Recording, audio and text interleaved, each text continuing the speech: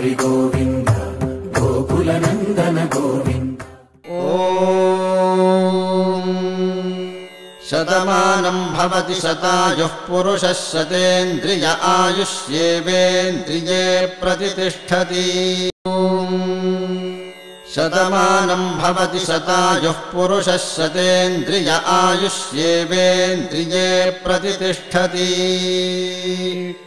शतमानं भवति शतमानकं शतमानं भवति शतायुः शतायुर्भवति शतमानकं शतमानं भवति शतायुः शतमानमिति शतमानं भवति शतायुः शतायुर्भवति शतायुः पुरुषः शतायुर्भवति शतायुः पुरुषः शतायुः पुरुषः शतायुः पुरुषः शतेन्द्रियः पुरुषः शतायुः पुरुषः शतेन्द्रियः शतायुरिति शतायुः पुरुषः शतेन्द्रियः पुरुषः शतेन्द्रिय आयुष्यायुषि शतेन्द्रियः पुरुषः शतेन्द्रिय आयुषि शतेन्द्रिय आयुष्यायुषि शतेन्द्रिय आयुष्येवैवायुषि शतेन्द्रिय आयुष्येव शतेन्द्रिय इति शत